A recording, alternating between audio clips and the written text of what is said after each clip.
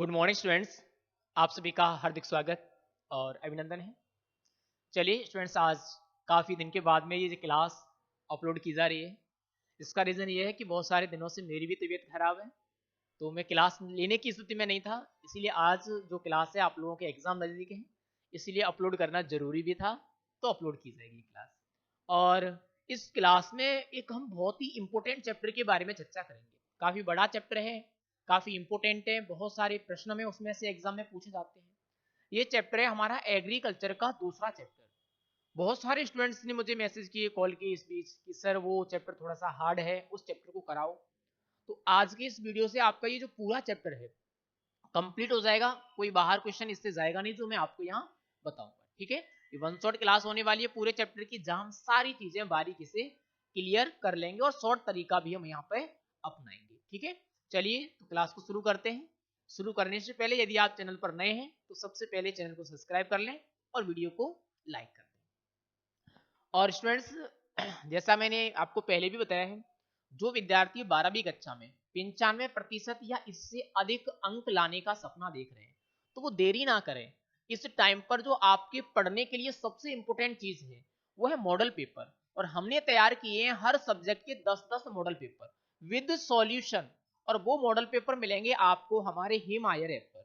अभी आप play store पर जाएं, हिमायर ऐप डाउनलोड करें, वहां पर आपको हर विषय के 10-10 मॉडल पेपर विद सॉल्यूशन मिल जाएंगे, जो कि एग्जाम टाइम पर सबसे सटीक पढ़ाई का तरीका आपके लिए है। चलिए, और इसके साथ में ही मैं आपको बता दूं, बहुत सारे स्टूडेंट्स रोज कमेंट करते हैं सर जेड सीयूटी के लिए क्या करें। तो आप बिल्कुल तैयार रहो, 10 तारीख को हमारे नए बैच लॉन्च हो जाएंगे जेड सीयूटी के। ठीक है, हमने टाइम कम कर दिया है क्योंकि काफी बच्चे इंटरेस्टेड हैं पहले से तैयारी करने में। तो 10 तारीख को 10 मार्च को हमारे ऑनलाइन बैच लॉन्च हो जाएंगे। ऑफलाइन क्लासेस 1 अप्रैल से शुरू होगी। चिंता किसी को करनी नहीं है। जैसा आपने 12th में मस्त तरीके से पढ़ा है, ऐसे हम जेड और सीयूटी में भी पढ़ेंगे। किसी भी तरह का प्रेशर नहीं होगा, किसी भी तरह के रटने का मामला नहीं होगा, केवल समझते हुए। और जो चीजें एग्जाम के लिए इंपोर्टेंट होंगी वही चीजें हम पढ़ेंगे। ठीक है, तो आप लोग चिंता ना करें, ये भी सरल होगा। पहले आप 12th को क्लियर करो। अब हम डायरेक्ट चलते हैं अपने चैप्टर पर। ज्यादा टाइम हमारे पास है नहीं, तो खराबी नहीं करेंगे अपन, एग्जाम टाइम है। चैप्टर का नाम है हमारा जैविक खेती, परिभाषा, महत्व, सिद्धांत। बहुत सारी चीजें इस चैप्टर से पूछी जाती हैं। हम यहाँ पूरे चैप्टर का रिवीजन कर रहे हैं, तो बहुत बारीकी से करेंगे, सारी चीजों को पढ़ते हुए आगे बढ़ेंगे। सबसे पहले हम स्टूडेंट्स देख लेते हैं इस चैप्टर में जो हमें छोटी छोटी चीजें पूछी जाती है। और छोटे प्रश्न इस चैप्टर से ज्यादा आते हैं, ध्यान रखना, इस चैप्टर से छोटे प्रश्न ज्यादा आते हैं, तो ये इंपोर्टेंट चैप्टर भी है। अब मैं कुछ इंपोर्टेंट चीजें आपको बता दूं। सबसे पहले जैसे मैं अगर बात करूं, पहला क्वेश्चन है हमारा जैविक खेती का जनक। कई बार पूछा गया है जैविक खेती का जनक कौन है, तो अल्बर्ट होबार्ड है। कौन है? अल्बर्ट होबार्ड। आपको ऐसे भी आ सकता है कि आधुनिक जैविक खेती का जनक कौन है, आधुनिक, तब भी क्या होगा, तब भी अल्बर्ट होबार्ड ही होगा, ध्यान रखना। उसके बाद में अगर बात करूं ऑर्गेनिक फार्मिंग शब्द किसने दिया, तो ये किसने दिया, लॉर्ड नॉर्थवॉर्न ने। ऑर्गेनिक फार्मिंग जो शब्द है वो किसने दिया, लॉर्ड नॉर्थवॉर्न ने दिया। लुक टू द लैंड पुस्तक की रचना किसने की, ये भी नॉर्थवॉर्न ने की। और ये जो ऑर्गेनिक फार्मिंग शब्द इसने दिया वो कौन सी पुस्तक में दिया, लुक टू द लैंड। तो अगर आपसे प्रश्न पूछा जाए कि लुक टू द लैंड पुस्तक की रचना किसने की, नॉर्थवॉर्न ने। और ऑर्गेनिक फार्मिंग शब्द का प्रयोग किसने किया, नॉर्थवॉर्न ने किया। नेक्स्ट में अगर बात करूं बायोडायनामिक खेती की अवधारणा किसने दी, काफी इंपोर्टेंट है, तो ध्यान रखना। बायोडायनामिक खेती की जो अवधारणा है वो किसने दी, वो रूडोल्फ स्टेनर नामक वैज्ञानिक दी, काफी इंपोर्टेंट है। इसके बाद में अगर बात करूं साइलेंट स्प्रिंग नामक पुस्तक की रचना किसने की, ये वेरी वेरी इंपोर्टेंट है, तो ये की थी आर कार्सन ने। किसने करी, आर कार्सन ने। और आर कार्सन ने इस पुस्तक में क्या बताया, इसने बताया कृषि रसायनों के प्रभाव। कृषि जो रसायन हम यूज कर रहे हैं उनके क्या विपरीत प्रभाव होते हैं फसलों पर, वो इसने बताए। ठीक है, नेक्स्ट में अगर बात करूं मृदा एवं स्वास्थ्य फाउंडेशन की स्थापना कब हुई, ये भी इंपोर्टेंट है। अगर हम मृदा और स्वास्थ्य फाउंडेशन की बात करें तो कब स्थापना हुई, वर्ष 1947 में हुई। नेक्स्ट में अगर बात करूं राष्ट्रीय परंपरागत कृषि मिशन कब शुरू हुआ, तो ये 2015-16 में शुरू हुआ। नेक्स्ट में अगर बात करूं राष्ट्रीय जैविक खेती केंद्र कहां पर है, तो ये गाजियाबाद में स्थित है। ये ऐसे एक एक नंबर वाले प्रश्न हैं जो आपको एग्जाम में पूछे जाएंगे। मैं 101% दावा कर सकता हूं कि इनमें से आपको कई क्वेश्चन आपके बोर्ड के एग्जाम में रखे हुए मिलेंगे। ठीक है, तो ये तो हमारी कुछ सामान्य चीजें हो गई जो हमें बोर्ड एग्जाम में पूछी जाती है। अब हम चैप्टर को थोड़ा सा और आगे लेके चलते हैं। आप लोग कॉपी पेन लेके बैठे हो तो साथ साथ नोट्स बनाते चले तो काफी काम आएंगे रिवीजन करने में, और एक ही बार में फिर आपका जो चैप्टर है वो क्लियर भी हो जाएगा। चलिए अब हम सारी चीजों के बारे में बारीकी से डिस्कस करते हैं। पॉइंट क्या है हमारा? पॉइंट है जैविक खेती। क्या है? जैविक खेती। तो सबसे पहला सवाल स्टूडेंट्स जो हमें पुट अप होगा वो ये होगा, जैविक खेती क्या है? यानी जैविक खेती से में 4 सवाल सबसे पहले पुट अप होंगे। जैविक खेती की परिभाषा, सिद्धांत, उद्देश्य और महत्व। मैं इन चारों के बारे में आपको बता दूं। सबसे पहले परिभाषा क्या है जैविक खेती की। तो जैविक खेती की अगर मैं बात करूं, ध्यान रखना ये काफी इंपोर्टेंट है, परिभाषा आपसे पूछी भी जा सकती है। जैविक खेती क्या है? जैविक खेती वह कृषि प्रणाली है, वह कृषि प्रणाली जो मृदा कोमा पारितंत्र, पारितंत्र का मतलब पारिस्थितिकी, पारितंत्र व मनुष्यों के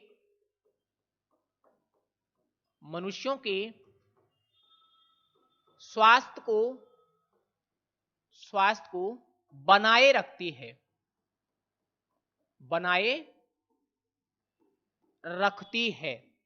जनरली अगर हम बात करें जैविक खेती क्या है, जैविक खेती वह कृषि प्रणाली है जो मृदा, पारितंत्र और मनुष्य तीनों के स्वास्थ्य को बनाए रखती है। एक लाइन आप इसमें और ऐड कर दो, इंपोर्टेंट लाइन है, ऐड करोगे तो मजा आ जाएगा। वो लाइन आपको क्या क्या ऐड करनी है इसमें? आप लाइन ऐड करोगे इसमें रसायनों के स्थान पर जैविक आदानों का प्रयोग किया जाता है, जैविक आदानों का प्रयोग किया जाता है। अगर आप ये पूरी परिभाषा लिखोगे तो सच में एग्जामिनर खुश हो जाएगा, पूरी परिभाषा आपकी बहुत अच्छी कंप्लीट हो जाएगी। जैविक खेती क्या है? जैविक खेती वह कृषि प्रणाली है जो मृदा, पारितंत्र और मनुष्यों के स्वास्थ्य को बनाए रखती है। और क्या है? इसमें रसायनों के स्थान पर जैविक आदानों का उपयोग किया जाता है। जैविक आदानों का मतलब है जैविक उर्वरकों का प्रयोग करेंगे, जैविक कीटनाशकों का प्रयोग करेंगे, जो भी होगा वो कैसा होगा? जैविक होगा। ये हमारी जैविक खेती की क्या हो गई? परिभाषा कंप्लीट हो गई। इसके बाद अब मैं नेक्स्ट पॉइंट पर चलूं। अगला पॉइंट क्या है? जैविक खेती के सिद्धांत। काफी इंपोर्टेंट है, ध्यान रखना। अब हमें प्रश्न क्या आएगा? हमें प्रश्न आएगा जैविक खेती के सिद्धांत लिखिए। जैविक खेती के सिद्धांत कौन कौन से हैं? तो 4 सिद्धांत होते हैं, जनरली मैं आपको बता दूं। अब कौन कौन से? सबसे पहला सिद्धांत है स्वास्थ्य का सिद्धांत। किसका सिद्धांत? स्वास्थ्य का सिद्धांत। जैविक खेती में जितनी भी कृषि क्रियाएं की जाती हैं, जितने भी कृषि क्रियाकलाप किए जाते हैं, वो मनुष्यों के स्वास्थ्य को ध्यान में रखकर किए जाते हैं। दूसरी में अगर बात करूं, दूसरा क्या है? दूसरा है पारिस्थितिकी का सिद्धांत। एक तो स्वास्थ्य हो गया, दूसरा पारिस्थितिकी का सिद्धांत। ठीक है, अब पारिस्थितिकी का सिद्धांत क्या है? जैविक खेती में जो भी कृषि क्रियाकलाप होते हैं वो पर्यावरण को ध्यान में रख करके किए जाते हैं। सारे ऐसे क्रियाकलाप होते हैं जिनसे पर्यावरण को कोई भी हानि नहीं होती है। नेक्स्ट अगर मैं बात करूं, अगला है न्याय और निष्पक्षता का सिद्धांत। क्या है? न्याय व निष्पक्षता का सिद्धांत। निष्पक्षता का सिद्धांत। अब इसका मतलब क्या है?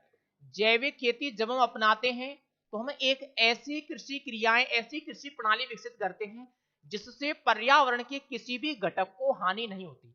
हम ये नहीं देखते कि ये पक्षी मर जाए, ये मनुष्य मर जाए, किसी को भी कोई भी प्रभाव नहीं होता। हर घटक की जो विपरीत प्रभाव है उनको रोका जाता है। तो हम कह सकते हैं कि जैविक खेती में पर्यावरण के सभी घटकों का समान रूप से ध्यान रखा जाता है। ठीक है, नेक्स्ट में अगर बात करूं, अगला है हमारा सेवा का सिद्धांत। अगला क्या है? सेवा का सिद्धांत। यानी जैविक खेती में हम इस बात पर भी जोर देते हैं कि जो प्राकृतिक संसाधन हम उपयोग में ले रहे हैं वो हमारी आगे आने वाली पीढ़ी भी उपयोग में ले। जैविक खेती में इस बात का भी ध्यान रखा जाता है कि जो हमारे प्राकृतिक संसाधन हैं उनको भविष्य में आने वाली पीढ़ियों के लिए भी रखा जाए। तो ये क्या हो गया, सेवा का सिद्धांत हो गया। प्रश्न कैसे आएगा, प्रश्न में आएगा जैविक खेती के सिद्धांत कौन कौन से हैं। तो आप लोगों को मेनली नाम ही पूछे जाएंगे। 4 सिद्धांत हैं, स्वास्थ्य का सिद्धांत, पारिस्थितिकी का सिद्धांत, न्याय और निष्पक्षता का सिद्धांत और उसके बाद सेवा का सिद्धांत। ठीक है, चारों सिद्धांत हमारे कंप्लीट हो गए। 2 चीजें हमारी कंप्लीट, परिभाषा और सिद्धांत। अब नेक्स्ट चलें, उद्देश्य क्या है जैविक खेती के उद्देश्य। डायरेक्टली हमें प्रश्न पूछा जाएगा कि जैविक खेती के उद्देश्य कौन कौन से हैं, जैविक खेती के उद्देश्य लिखिए। अब अगर स्टूडेंट्स हम उद्देश्यों की बात करें, जैविक खेती के उद्देश्य कौन कौन से हैं। सबसे पहले अगर मैं बात करूं उद्देश्य की, तो ध्यान रखना काफी इंपॉर्टेंट है। सबसे पहला उद्देश्य है इसका आत्मनिर्भर कृषि प्रणाली, आत्मनिर्भर कृषि प्रणाली विकसित करना, आत्मनिर्भर कृषि प्रणाली विकसित करना। सबसे पहला उद्देश्य क्या हो गया, आत्मनिर्भर कृषि प्रणाली विकसित करना होगा। हम ऐसी कृषि प्रणाली विकसित करेंगे जो कैसी हो, आत्मनिर्भर हो। दूसरी अगर मैं बात करूं, दूसरा क्या है, दूसरा जो इसका सिद्धांत है वो है टिकाऊ खेती का विकास। क्या है, टिकाऊ खेती का विकास। कृषि रसायन जो है उनके स्थान पर हमें कैसे क्या करना है, हमें टिकाऊ खेती का विकास करना है। तीसरे सिद्धांत की अगर मैं बात करूं, तीसरा सिद्धांत है हमारा बाह्य आदानों के उपयोग में कमी, के उपयोग में कमी, यानी लागत में कमी। अगर मैं कहूं तो सीधी सीधी बात क्या है, लागत में कमी। बाह्य आदानों का मतलब क्या हुआ, जो हम खेती में बाहर से ला ला कर यूरिया फर्टिलाइजर वगैरह देते हैं उनकी लागत में क्या हो जाए, कमी हो जाए। वैसे आपको छोटा प्रश्न आएगा तो आपसे डायरेक्टली प्रश्न पूछा जाएगा जैविक खेती के उद्देश्य कौन कौन से। 3 में एक मुख्य उद्देश्य लिख दो आप, आत्मनिर्भर कृषि प्रणाली विकसित करना, और आप यहाँ एक और लिख सकते हो, जीवन निर्वाह कृषि प्रणाली विकसित करना, जीवन निर्वाह कृषि प्रणाली विकसित करना। आप ये भी लिख सकते हो, 4 हो जाएंगे आपके, आत्मनिर्भर कृषि प्रणाली विकसित करना, जीवन निर्वाह कृषि प्रणाली विकसित करना, टिकाऊ खेती का विकास और बाह्य आदानों के उपयोग में कमी। ये क्या हो गए, हमारे जैविक खेती के उद्देश्य हो गए। फिर नेक्स्ट हमारा पॉइंट क्या आएगा, नेक्स्ट पॉइंट आएगा जैविक खेती का महत्व क्या है। ये आपसे 3 नंबर का भी पूछा जा सकता है, जैविक खेती का महत्व लिखिए। 1.5 नंबर का भी आ सकता है, जैविक खेती का महत्व लिखिए। अब जैविक खेती का महत्व क्या है, जैविक खेती का सबसे पहला जो महत्व है वो है पारिस्थितिकी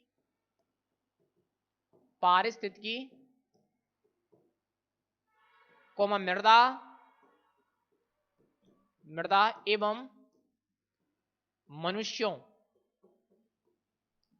के स्वास्थ्य में सुधार। पहला उद्देश्य महत्व क्या है, स्वास्थ्य में सुधार। जैविक खेती से क्या होता है, जो हमारा पारिस्थितिकी है, हमारी जो मिट्टी है और मनुष्य है उनके स्वास्थ्य में क्या होता है, सुधार होता है। दूसरी में अगर बात करूं क्या होगा, पशुधन में बढ़ोतरी होती है। क्या होगा, पशुधन में बढ़ोतरी। आप लोगों ने देखा होगा एनसीईआरटी में भी दिया हुआ है, पशुधन में बढ़ोतरी, पशुधन में क्या हो गया, बढ़ोतरी हो गई। नेक्स्ट में अगर तीसरी बात करूं जैविक खेती से क्या होगा, जैविक खेती से उत्पादन लागत में कमी आएगी। क्या होगा, उत्पादन लागत में कमी आएगी। ठीक है, अगला क्या होगा, जैविक खेती से उत्पादों की गुणवत्ता में सुधार होगा।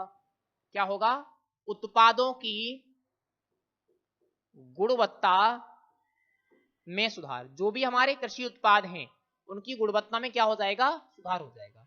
ये प्रश्न आपको 1.5 नंबर का पूछा जाएगा तो 3 या 4 पॉइंट आपको लिखने होंगे। जैविक खेती का महत्व क्या है, और भी बहुत सारे महत्व हो सकते हैं लेकिन आप ये 3-4 पॉइंट याद रख लो क्योंकि 1.5 नंबर का क्वेश्चन आ सकता है। पारिस्थितिकी मृदा और मनुष्यों के स्वास्थ्य में सुधार होगा, पशुधन में बढ़ोतरी होगी, उत्पादन लागत में कमी आएगी और उत्पादों की गुणवत्ता में भी क्या हो जाएगा, सुधार हो जाएगा। ठीक है, ये हमारे क्या हो गए, जैविक खेती का महत्व हो गया। यहां तक 3-4 चीजें हमारी कंप्लीट है।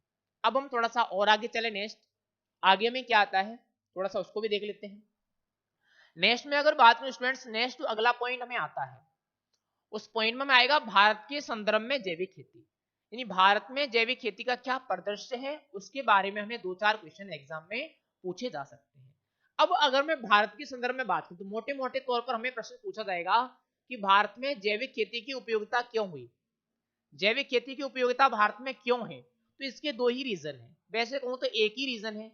एक रीजन तो क्या है, एक रीजन तो है हमारा हरित क्रांति में चयनित फसल, या हम इसको ऐसे कह सकते हैं, हरित क्रांति में गेहूं व धान पर अधिक जोर। ठीक है, भारत में हरित क्रांति पर क्या हुआ, गेहूं और धान पर क्या दिया गया, अधिक जोर दिया गया। ठीक है, बाकी सारी फसलों को क्या कर दिया गया, ध्यान में ही दिया दूसरी फसलों को। तो पहला कारण तो यह था कि हरित क्रांति में गेहूं और धान की फसल पर क्या दिया हमने, अधिक जोर दिया। अधिक जोर दिया तो गेहूं और धान ने क्या किया, मिट्टी से ज्यादा पोषक तत्व ग्रहण किए, ज्यादा पोषक तत्व ग्रहण किए तो हमें फिर क्या पड़ गया, जैविक खेती की आवश्यकता, हमने उर्वरक दिए खूब उसमें। ठीक है, दूसरा क्या है, हरित क्रांति में दूसरा हमने क्या किया, हरित क्रांति में हमने उर्वरकों का अंधाधुंध उपयोग किया। क्या किया, हरित क्रांति के बाद उर्वरकों का अंधाधुंध उपयोग, अंधाधुंध उपयोग। अगर आप लोगों से प्रश्न पूछा जाए कि भारत में जैविक खेती की आवश्यकता क्यों पड़ी, तो इसके 2 ही रीजन आप याद रखना। पहला रीजन, हरित क्रांति में हमने क्या किया, हमने 2 ही फसलों पर जोर दिया। दूसरा रीजन, हरित क्रांति में हमने अंधाधुंध क्या किया, उर्वरकों का प्रयोग किया। तीसरा रीजन अगर हमें पूछा जाए, तीसरा रीजन भी लिख सकते हैं। तीसरा रीजन हम क्या लिखेंगे, हरित क्रांति में रासायनिक पीड़कनाशियों का उपयोग। हमने क्या किया, हरित क्रांति में रासायनिक पीड़कनाशियों का उपयोग किया, और इस पीड़कनाशियों का उपयोग किया इसीलिए हमें क्या पड़ गई, बाद में जैविक खेती की आवश्यकता पड़ गई। तो 3 हमारे प्रमुख कारण हो गए भारत में हरित क्रांति इसके उपयोगिता के। ठीक है, नेक्स्ट क्या है, नेक्स्ट भविष्य। भारत में हरित क्रांति के बाद में जैविक खेती का भविष्य क्या रहा। आप लोगों से प्रश्न पूछा जाएगा कि भारत में जैविक खेती के भविष्य को समझाइए। अब भविष्य में आपको 3-4 पॉइंट लिखने होते हैं, ज्यादा आपके में है नहीं। 3-4 पॉइंट आप क्या लिखोगे, मैं आपको वही 3-4 पॉइंट बता दूं। पहला पॉइंट हम क्या लिखेंगे, पहला पॉइंट लिखेंगे कि वर्ष 2004 में भारत में क्या हुआ, राष्ट्रीय जैविक खेती केंद्र की शुरुआत हुई। क्या हुआ, राष्ट्रीय जैविक खेती केंद्र। पहली लाइन हम क्या लिखेंगे, पहली लाइन हम लिखेंगे कि वर्ष 2004 में भारत में राष्ट्रीय जैविक खेती केंद्र खोला गया। कहां, गाजियाबाद में। ठीक है, दूसरी लाइन फिर हम क्या लिखेंगे, दूसरी लाइन हम लिखेंगे वर्ष 2016 में, वर्ष 2016 में सिक्किम को, वर्ष 2016 में सिक्किम को भारत का प्रथम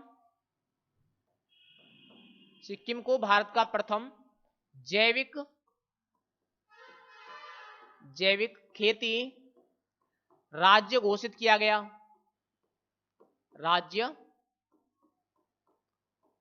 घोषित किया गया, घोषित किया गया। 2 चीजें हो गई, पहली बात तो क्या हो गई, 2004 में राष्ट्रीय जैविक खेती केंद्र की शुरुआत, दूसरा 2016 में सिक्किम को भारत का प्रथम जैविक खेती राज्य घोषित किया गया। 2 पॉइंट हो गए। तीसरा एक पॉइंट और ध्यान रख लेना, तीसरा भी बता दूं आपको। तीसरा पॉइंट हम क्या ध्यान रखेंगे, तीसरा पॉइंट विभिन्न योजनाएं जो भारत में शुरू की गई। आप लिखोगे जैविक खेती के विकास के लिए भारत में विभिन्न योजनाएं, जैसे कौन कौन सी योजना हुई, जैसे मैं अगर बात करूं PKVY यानी परंपरागत कृषि विकास योजना, PKVY। मैं अगर बात करूं क्या हुआ, RKVY योजना की शुरुआत हुई, PKVY हो गई, RKVY हो गई। आगे अगर मैं बात करूं NHM की भी शुरुआत हुई, आगे अगर मैं बात करूं MIDH की भी शुरुआत हुई, MIDH। तो हम क्या लिखेंगे, हरित क्रांति के विकास के लिए भारत में विभिन्न प्रकार की योजनाएं शुरू की गई, जैसे RKVY, PKVY, NHM, IDH। ठीक है, इन 3 पॉइंटों में हमारा जो जैविक खेती का भविष्य वो क्या हो जाएगा, कंप्लीट हो जाएगा। ठीक है, एक लाइन और से कह सकते हो, वर्तमान में भारत सरकार द्वारा जैविक खेती के विकास के लिए विभिन्न प्रकार के प्रशिक्षण कार्य एवं आदान प्रदान किए जा रहे हैं। ये लाइन आप और ऐड करना चाहो तो कर सकते हो। नेक्स्ट भी क्या है, भारत में जैविक खेती की संभावनाएं। हमें प्रश्न पूछेगा भारत में जैविक खेती की क्या संभावनाएं हैं, भारत में जैविक खेती किया जाना क्यों संभव है, क्या क्या संभावनाएं हैं। तो सबसे पहली जो संभावना है वो क्या है, भारत में प्रति हेक्टेयर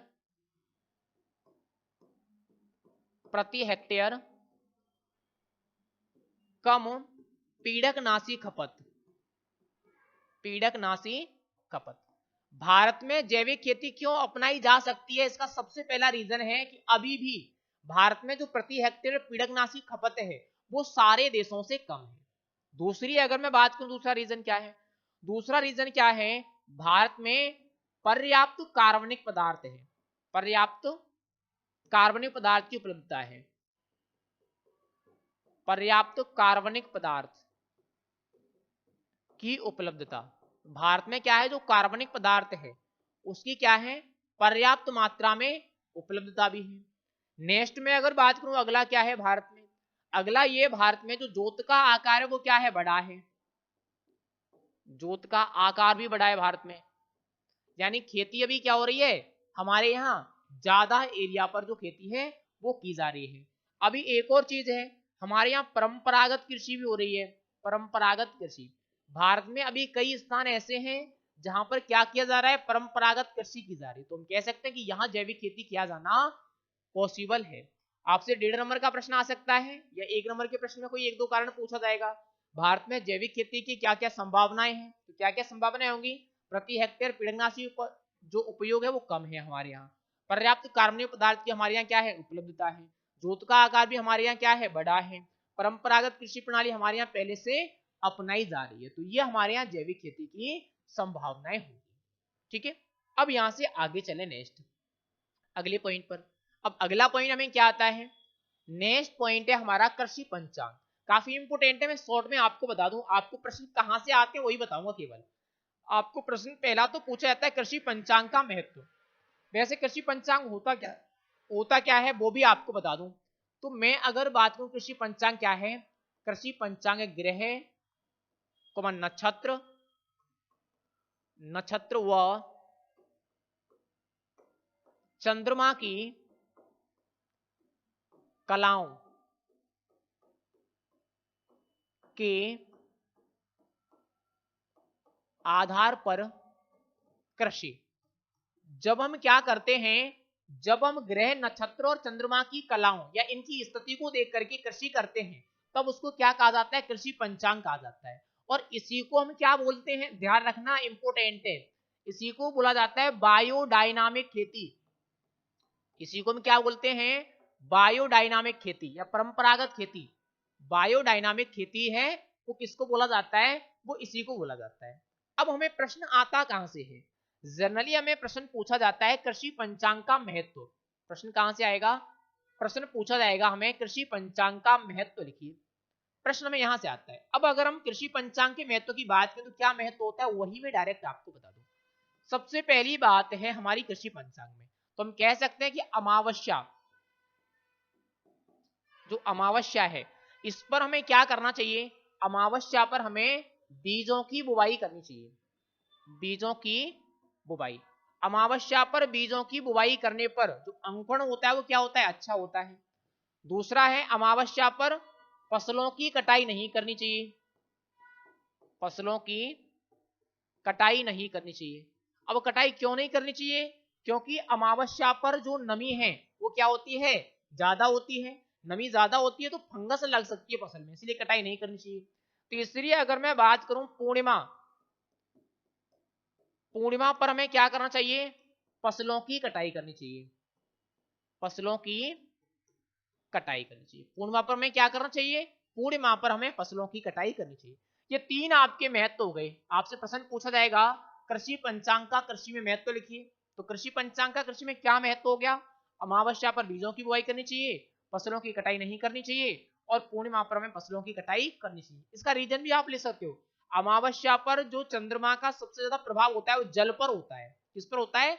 जल पर। जल पर होता है तो इसीलिए भूमि के अंदर की जो क्रियाएं हैं वो ज्यादा प्रभावित होती हैं, इसलिए बीजों की बुवाई अमावस्या पर करनी चाहिए। और इसी पे क्या होता है, वातावरण में नमी ज्यादा होती है अमावस्या पर, नमी ज्यादा होती है इसीलिए हमें फसलों की कटाई नहीं करनी चाहिए क्योंकि वह फंगस या कवक ज्यादा लग सकती है। पूर्णिमा पर क्या होगा, पूर्णिमा पर वातावरण सूखा होता है, मौसम सूखा होता है तो यहाँ फसलों की कटाई हम आसानी से कर सकते हैं। ये दो प्रश्न हो गए हमारे।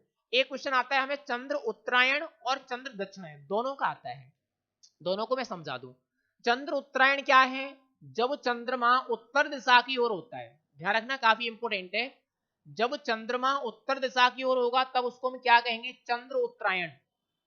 सबसे पहले अगर मैं बात करूं किसकी, चंद्र उत्तरायण। चंद्र उत्तरायण का मतलब क्या है? जब चंद्रमा उत्तर दिशा की ओर होता है वह स्थिति क्या है? चंद्र उत्तरायण है। अब चंद्र उत्तरायण में क्या क्या चीजें हमें याद रखनी है, ध्यान रखना। सबसे पहले चंद्र उत्तरायण में भूमि के ऊपर की क्रियाएं प्रभावित होती हैं, भूमि के ऊपर की क्रियाएं क्या होती हैं? प्रभावित होती हैं।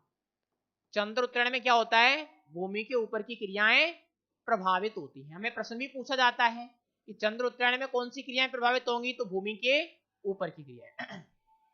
अब ऊपर की क्रियाएं प्रभावित होती है तो हम कह सकते हैं कि चंद्र उत्तरायण में हम क्या कर सकते हैं? चंद्र उत्तरायण में हम चारे वाली फसलों की कटाई कर सकते हैं। हम क्या कर सकते हैं? चारे वाली फसलों की कटाई, चारे वाली फसलों की हम क्या कर सकते हैं? कटाई कर सकते हैं। हम क्या कर सकते हैं चंद्र उत्तरायण में? फलों की तुड़ाई कर सकते हैं।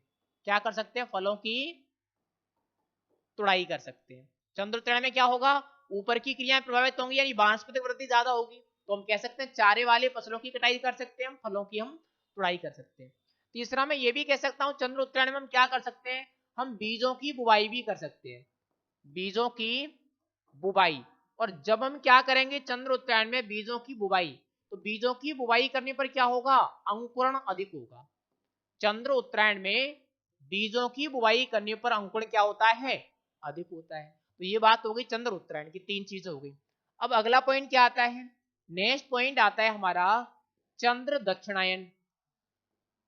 चंद्र दक्षिणायन में प्रश्न पूछा जाता है चंद्र दक्षिणायन में कौन कौन सी क्रियाएं प्रभावित होती हैं, चंद्र उत्तरायण में कौन कौन सी क्रियाएं प्रभावित होती हैं, यही प्रश्न आएगा। अगर हम चंद्र उत्तरायण की बात करें तो ऊपर की चीजें क्लियर हो गई। अब अगर हम दक्षिणायन की बात करें तो कौन कौन सी क्रियाएं प्रभावित होंगी, देख लो। चंद्र दक्षिणायन में क्या होगा? भूमि के अंदर की क्रियाएं प्रभावित होती है। क्या होता है? भूमि के अंदर की क्रियाएं प्रभावित होती हैं। इसमें क्या होता है? भूमि के अंदर की क्रियाएं प्रभावित होती हैं। इसलिए क्या होता है, जो कंद वाली फसल है, कंद वाली फसल की जो वृद्धि होती है, कंद वाली फसलों की जो वृद्धि होती है वो कौन सी दिशा में होती है? चंद्र दक्षिणायन की दिशा में होती है। ठीक है। ऐसे में अगर बात करूं मूंगफली की जो खुदाई है, इन कंद वाली फसलों की जो खुदाई की जाती है, जैसे आलू की खुदाई है, मूंगफली की खुदाई है, ये भी कब की जानी चाहिए? ये भी चंद्र दक्षिणायन में की जानी चाहिए। हमें प्रश्न पूछा जाएगा चंद्र उत्तरायण और चंद्र दक्षिणायन का कृषि में महत्व लिखिए, तो ये हमारे 5 पॉइंट होंगे। उत्तरायण में क्या लिखेंगे? भूमि के ऊपर की क्रियाएं प्रभावित होती हैं, चारे वाली फसलों की कटाई और फलों की तुड़ाई की जाती है, और बीजों की बुआई करने पर अंकुरण अधिक होता है। चंद्र दक्षिणायन में हम क्या लिखेंगे? इसमें हम लिखेंगे भूमि के अंदर की क्रियाएं प्रभावित होती हैं, कंद वाली फसलों की वृद्धि इसमें ज्यादा होती है, और इसमें कंद वाली फसलों की जो खुदाई है वो की जाती है। ये हमारा चंद्र उत्तरायण और दक्षिणायन हो गया। एक और चीज मैं आपको बता दूं, एक आता है आपको अपभू और उपभू। एक क्या आता है? एक आएगा आपको पॉइंट अपभू। जनरली अगर हम एक आएगा अपभू और एक आता है उपभू। अब दोनों क्या होते हैं इसको भी समझ लो। अपभू का मतलब क्या है? जब चंद्रमा पृथ्वी के सर्वाधिक दूर होता है, सर्वाधिक दूर, तब उस स्थिति को क्या कहते हैं? जब जो पृथ्वी है वो चंद्रमा से सबसे ज्यादा दूर होती है तो उस स्थिति को क्या कहा जाएगा? अपभू। जब पृथ्वी चंद्रमा के सर्वाधिक नजदीक होगी सर्वाधिक नजदीक, तब इसको क्या कहा जाएगा, तब इसको कहा जाएगा उपभू। पृथ्वी सबसे ज्यादा नजदीक तो क्या होगा, अपुभू उपभू, और सबसे ज्यादा दूर तो क्या होगा, अपुभू। दोनों ही पॉइंट आप लोगों से पूछे जा सकते हैं, और ये आपका कृषि पंचांग वाला पॉइंट क्या हो गया, फिनिश हो गया। इसके बाद अगर मैं नेक्स्ट चलूं तो अगला हमें क्या आता है, थोड़ा सा ये भी देख लेते हैं। नेक्स्ट में अगर बात करूं, अगला हमें पॉइंट आता है कीट एवं रोगों का जैविक नियंत्रण। ये बहुत बड़ा पॉइंट है, लेकिन एग्जाम में कौन कौन सी चीजें आती है मैं आपको बता दूं। हमें डायरेक्टली प्रश्न आएगा कीट नियंत्रण के जैविक उपाय क्या आते हैं, कीट नियंत्रण के जैविक उपाय। अब जैविक उपाय कौन कौन से हैं मैं आपको बता दूं। एक तो आता है सबसे पहले हमारे परभक्षी कीट, ध्यान रखना क्या आते हैं, हमारे परभक्षी कीट आते हैं। आप लोगों को डायरेक्टली प्रश्न पूछा जाएगा परभक्षी कीट कौन कौन से हैं, तो अब मैं आपको बता दूं परभक्षी कीट कौन से हैं। एक तो कॉक्सिनेला, कॉक्सिनेला, और दूसरा कौन सा है, दूसरा है क्राइसोपिट्स। आप लोगों से डायरेक्टली प्रश्न पूछा जाएगा कि नहीं दो परभक्षी कीटों के नाम बताइए, तो परभक्षी कीट कौन कौन से होते हैं, कॉक्सिनेला और क्राइसोपिट्स होते हैं। दोनों क्या करते हैं, जो फसलों को हानि पहुंचाने वाले कीट होते हैं लेपिडोप्टेरा गण के, उनको खा जाते हैं। ठीक है, तो एक तो परभक्षी कीट हो गए। दूसरी में अगर बात करूं, यहां दूसरे क्या आते हैं, दूसरे आते हैं परजीवी, परजीवी कीट। अब परजीवी कीट कौन कौन से हैं ये भी आप ध्यान रखना, इंपोर्टेंट है। अगर हम परजीवी की बात करें तो एक तो कौन सा आता है यहाँ, ट्राइकोग्रामा, क्या आता है, ट्राइकोग्रामा आता है, ट्राइकोग्रामा। और एक अगर मैं बात करूं कौन सा आता है, एपिकॉर्निया। ट्राइकोग्रामा हो गया, इसके बाद एपिकॉर्निया। ये दोनों हमारे क्या हो गए, ये दोनों हमारे परजीवी कीट हो गए। आपको प्रश्न पूछा जाता है कि निम्न में से परजीवी कीट कौन सा है, तो ट्राइकोग्रामा और एपिकॉर्निया, कॉक्सिनेला और क्राइसोपिट्स। एक अगर मैं बात करूं लाभदायक फफूंद, ध्यान रखना बहुत शॉर्टली बता रहा हूं मैं आपको, इंपोर्टेंट है। एक में क्या आता है, लाभदायक फफूंद। और लाभदायक फफूंद कौन सी है, ये वेरी वेरी इंपोर्टेंट है, ध्यान रखना। लाभदायक फफूंद में आपका आता है ट्राइकोडर्मा, क्या आता है, ट्राइकोडर्मा। अब जो ट्राइकोडर्मा है वो क्या है, वो लाभदायक फफूंद है जो कवक जनित रोगों से सुरक्षा करती है। एक में अगर बात करूं तीसरा कौन है, तीसरा यहाँ जीवाणु। जीवाणु भी क्या करते हैं, जैविक नियंत्रण का काम करते हैं। जैसे मैं आपको बता दूं, आपको पता होगा बीटी यानी बैसिलस थुरेंजियसिस है, क्या करता है, जैविक नियंत्रण का ही तो काम करता है, तो बैसिलस थुरेंजियस जीवाणु हो गया। नेक्स्ट में अगर बात करूं अगले कौन से आते हैं, विषाणु। अब विषाणु कौन कौन से हैं ये आपको पता होना चाहिए। विषाणु में दो आते हैं, एक इंपोर्टेंटली आप याद रखना NPV, NPV nuclear polyhedrosis virus. और किसमें उपयोग होता है, चना की फसल में सबसे, न्यूक्लियर पॉलीहाइड्रोसिस वायरस। एक ग्रेनुलोरस वायरस भी आता है, जीवी। एक कौन सा आता है, एनपीवी, और एक कौन सा आता है, जीवी, ग्रेनुलोरस वायरस, ये भी आता है। जीवी और एनपीवी दोनों क्या है, विषाणु है। आपसे प्रश्न पूछा जाएगा डायरेक्ट एग्जांपल से, परभक्षी कीट कौन कौन से हैं, कॉक्सिनेला, क्राइसोपिट्स। परजीवी कीट कौन कौन से हैं, ट्राइकोडर्मा, एपिकॉर्निया। लाभदायक फफूंद कौन कौन सी हैं, ट्राइकोडर्मा है। जीवाणु बीटी हो गया, विषाणु एनपीवी और जीवी हो गए। अब आपको एक चीज और बता दूं, आपको दो टिप्पणी भी पूछी जा सकती है। टिप्पणी, टिप्पणी कैसे पूछेगा, वो पूछेगा ट्राइकोग्रामा और ट्राइकोडर्मा पर संक्षिप्त टिप्पणी कीजिए, ऐसे आपको आ सकता है। अगर मैं ट्राइकोग्रामा की बात करूं तो ये क्या है, अंड परजीव्यास कीट है। ट्राइकोग्रामा क्या है, अंड परजीव्यास कीट है।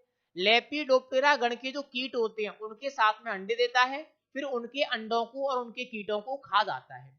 इसके एक कार्ड पर कम से कम 15 से 20 हजार क्या होते हैं, अंडे होते हैं। पूछा जाता है कि ट्राइकोग्रामा के एक कार्ड पर कितने अंडे होते हैं, तो 15,000 से 20,000 अंडे होते हैं। और इसका जो कीट है वो 7 मीटर की ऊंचाई तक उड़ सकता है। इसके बारे में चीजें आपको पूछी जाती है।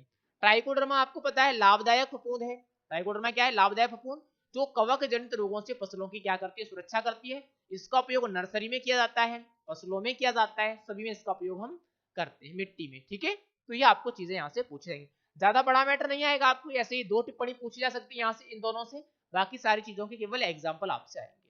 नेक्स्ट फिर अगर हम और चलें आगे अगले पॉइंट पर, अगला क्या आता है, अगला आता है अपना टिकाऊ खेती। अब टिकाऊ खेती से कई सारे पॉइंट हमें आते हैं।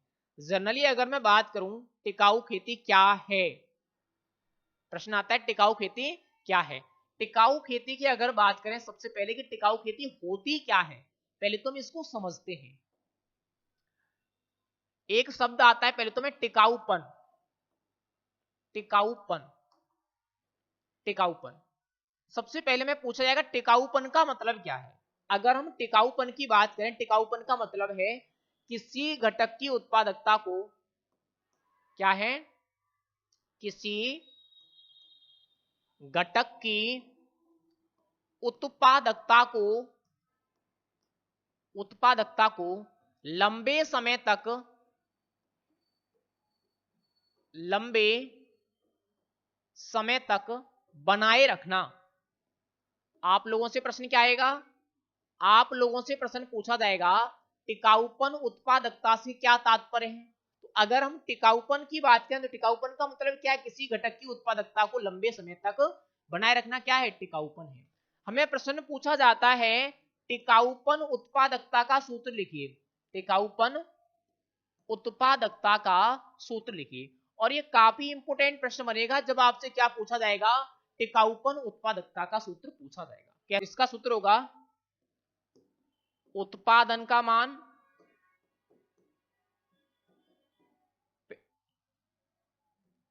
प्लस प्राकृतिक धरोहरों पर प्रभाव बटे निवेश का मान। आप लोगों से प्रश्न पूछा जाएगा निवेश का मान। हमें प्रश्न क्या आता है, हमें प्रश्न आता है टिकाऊपन उत्पादकता का सूत्र लिखिए। तो टिकाऊपन उत्पादकता का सूत्र क्या होगा, उत्पादन का मान बटे प्राकृतिक धरोहरों पर प्रभाव बटे निवेश का मान। तो ये समझते हैं कि टिकाऊ खेती होती क्या है। जनरली अगर स्टूडेंट्स हम टिकाऊ खेती के बारे में बात करें कि टिकाऊ खेती क्या है, अब समझ लो, वह कृषि प्रणाली, वह कृषि प्रणाली जिससे जिससे आवश्यकताओं आवश्यकताओं की पूर्ति हो, लेकिन लेकिन पर्यावरण पर कोई हानिकारक प्रभाव नहीं हो, कोई हानिकारक प्रभाव नहीं हो। आप लोगों से प्रश्न पूछा जा सकता है कि टिकाऊ खेती से क्या तात्पर्य है। तो अगर आपसे प्रश्न पूछा जाए टिकाऊ खेती क्या है, तो जनरली अब आपको पता चल गया टिकाऊ खेती क्या है। वह कृषि प्रणाली है जिससे आवश्यकताओं की पूर्ति तो हो जाए लेकिन पर्यावरण पर कोई भी हानिकारक प्रभाव नहीं पड़े। ठीक है, वह कृषि प्रणाली जिससे आवश्यकताओं की पूर्ति हो लेकिन पर्यावरण पर कोई भी हानिकारक प्रभाव नहीं हो, उसे हम क्या कहेंगे, टिकाऊ खेती कहेंगे। तीनों चीज हो गई, टिकाऊपन, टिकाऊपन उत्पादकता और टिकाऊ खेती। इसके बाद में दो तीन पॉइंट और आते हैं। एक तो हमें पॉइंट पूछा जाता है कि जो टिकाऊ खेती है इसके वो जो सिद्धांत है वो कौन कौन से हैं। सिद्धांत, एक तो हमें क्या आता है टिकाऊ खेती के सिद्धांत। जनरली अगर मैं सिद्धांतों की बात करूं तो सिद्धांत कौन कौन से मैं आपको ऐसे ही बता दूं। जैसे सिद्धांत क्या होगा, एक तो हमारा सिद्धांत होगा रासायनिक उर्वरकों की जगह जैविक उर्वरकों का प्रयोग। ठीक है, दूसरा होगा प्राकृतिक संसाधनों का उपयोग, प्राकृतिक संसाधनों का उपयोग, रासायनिक उर्वरकों की जगह जैविक उर्वरकों का उपयोग, जैविक कीटनाशकों के प्रयोगों पर रोक लगाना, प्राकृतिक संसाधनों का अधिक उपयोग करना। यानी इसके बहुत सारे सिद्धांत हो सकते हैं और सारे सिद्धांत ऐसे होंगे जिसका मनुष्यों पर प्रभाव नहीं होगा। अगर आपको पूछा भी जाए तो पहला सिद्धांत क्या होगा, पहला सिद्धांत हमारा होगा रसायनों की जगह जैविक उत्पादों का उपयोग, कीटनाशकों के उपयोग पर रोक लगाना, मानवीय कृषि क्रिया प्राकृतिक क्रियाओं का अधिक समावेश होना, ठीक है, खादों का अधिक उपयोग करना। ये सारे इसके जनरल सिद्धांत होंगे जो हम बेसिकली बता सकते हैं। इसके बाद में एक अगला इंपोर्टेंट पॉइंट आता है टिकाऊ खेती के घटक। ये मैं आपको बता दूं, इंपोर्टेंट पॉइंट है घटक। टिकाऊ खेती के घटक कौन कौन से होते हैं। अगर मैं घटक की बात करूं तो ये इंपोर्टेंट है। एक तो फसल विविधीकरण, क्या है, फसल विविधीकरण। फसल विविधीकरण का मतलब है कि हमें किसी खेत में लगातार फसलें बदलते रहना चाहिए। ऐसा नहीं कि एक ही तरह की हम फसलें उगाते रहे, फसलों में विविधता हो। दूसरी अगर मैं बात करूं क्या है, आनुवांशिक विविधता, आनुवांशिक विविधता। आनुवांशिक विविधता का मतलब क्या है? आनुवांशिक विविधता का मतलब है कि हमें एक ही फसल की अलग अलग तरह की किस्मों का भी उत्पादन करना चाहिए, तो वो हो गया। एक अगर मैं बात करूं समन्वित पोषक तत्व प्रबंधन, क्या है ये? इंपोर्टेंट है, ध्यान रखना। समन्वित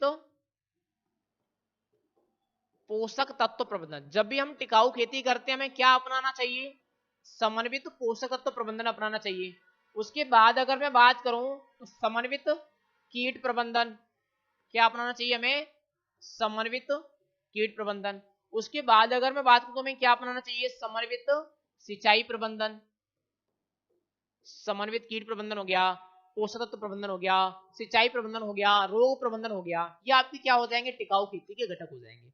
फसल विविधीकरण, आनुवांशिक विविधता, समन्वित पोषक तत्व प्रबंधन, कीट प्रबंधन और सिंचाई प्रबंधन, ये सभी क्या है? टिकाऊ खेती के घटक हैं। उसके बाद अगर बात करूं, तीन प्रमुख तत्व होते हैं टिकाऊ खेती के। दक्षता, टिकाऊ खेती में हम किस पर जोर देते हैं? दक्षता पर। कुशलता ज्यादा आए, एक हम किस पर जोर देते हैं टिकाऊ खेती में? पारिस्थितिकी, यानी पर्यावरण पर कोई भी हानिकारक प्रभाव नहीं होना चाहिए। और एक हम किस पर जोर देते हैं? समय। टिकाऊ खेती में क्या करते हैं? किसी भी घटक की जो उत्पादकता है वो लंबे समय तक बनी रहे। इन तीन चीजों पर जोर दिया जाता है, दक्षता, पारिस्थितिकी और समय। ये आपका पूरा चैप्टर क्लियर हो गया। इस चैप्टर में मैंने आपको एक चीज नहीं करवाई, जैविक खाद और जैव उर्वरक। क्यों? क्योंकि वो हम एग्रीकल्चर केमिस्ट्री के 11वें चैप्टर में काफी अच्छे तरीके से पढ़ के आए हैं। एग्रीकल्चर केमिस्ट्री का जो 11वां चैप्टर वो यही है, जैविक खाद और जैव उर्वरक। उसमें बहुत विस्तार से पढ़ा है, तो यहाँ मैंने वो स्किप कर दिया है और उसमें से प्रश्न भी हमें यहाँ पर कम आते हैं। बाकी पूरा चैप्टर आपका कंप्लीट हो गया। ठीक है, मुझे लगता है वीडियो आपको पसंद आई होगी, और पसंद आई है तो वीडियो को लाइक, शेयर और चैनल को सब्सक्राइब जरूर कर लेना। Thank you.